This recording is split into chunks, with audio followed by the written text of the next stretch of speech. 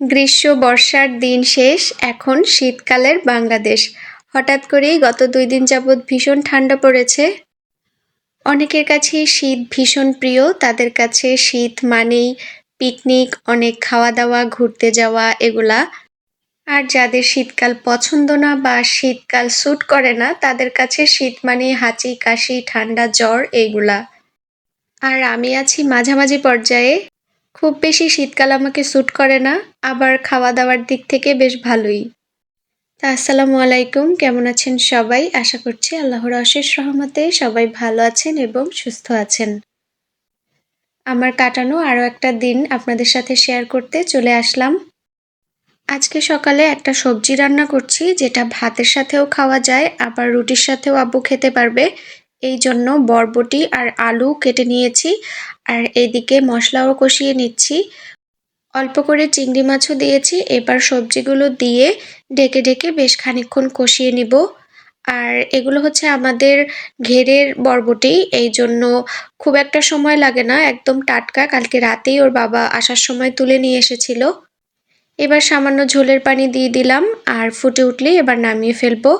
এইদিকে আবার মাছের ঝোল রান্না করছি, মানে ভুনা ভুনা হবে না, একটু ঝোল ঝোল হবে। সব ধরনের মশলা দিয়ে কষিয়ে নিলাম, পেঁয়াজ, আদা, রসুন, মরিচ, হলুদ, লবণ, এই তো এগুলা দিয়ে তারপরে ঝোল বেশ খানিকটাই দিয়ে দিয়েছি। এবার মাছগুলো দিয়ে ফুটে উঠলে একটু জিরার গুঁড়া দিয়ে নামিয়ে ফেলবো। এবার চলে যাব অফিসে। এইদিকে আমার মেয়ের বাবা একটু থানার মধ্যে গিয়েছে, ব্যাডমিন্টন খেলার কোর্ট তৈরি করা হচ্ছে, যেহেতু শীতকাল চলে এসেছে ওইটাই দেখতে গিয়েছিল। তারপরে আমাকে এখানে নামিয়ে দিয়ে গেল। আজকেও ইপিআই সেশন ছিল, আসলে এই মাসের ২০ তারিখ পর্যন্ত এভাবেই কাটবে।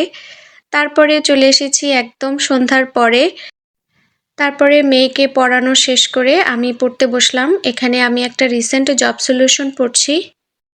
অফ ইন্টেন্ট, ইন্টেন্টের সাথে প্রিপোজিশন বসে ইন্টেন্ট অন, অথবা ইন্টেন্ট আপনও হয় যদি কোনো কিছু অভিপ্রায় প্রকাশিত হয়, তার মানে intent on defence cooperation. The protagonist means হচ্ছে the central figure of a drama, মানে হচ্ছে কোনো নাটক বা সিনেমার প্রধান চরিত্র। A little learning is a dangerous thing, লিখেছেন Alexander Pope. If were you I dash for the just cause, second condition অনুযায়ী ওয়ার আছে, এদিকে আসবে would. If were you I would fight for the just cause. Hold water means bear examination, and interpersonal conflict is a conflict, যেহেতু interpersonal তার মানে within an individual. আমার ক্ষুধা নেই, I have no appetite. This is a useful book for research. A serious play with a sad ending is called tragedy. আমরা সবাই জানি যদি একটা স্যাড এন্ডিং হয় সেটা হবে ট্র্যাজেডি। আমি যখন জব সলিউশন পড়ি চেষ্টা করি ব্যাখ্যা সহ পড়ার, তাহলে ওই টপিকটা সম্পর্কে মোটামুটি একটা ধারণা চলে আসে। তার আশপাশ থেকে যা প্রশ্ন হতে পারে সেটারও একটা ধারণা পাওয়া যায়। তো এই তো আজকে এখানেই বিদায় নিচ্ছি। ইনশাল্লাহ আপনাদের সাথে দেখা হয়ে যাবে নেক্সট কোনো ভিডিওতে। সবাই ভালো থাকবেন, আমার জন্য দোয়া করবেন, আমিও আপনাদের সবার জন্য দোয়া করি। আল্লাহ হাফেজ।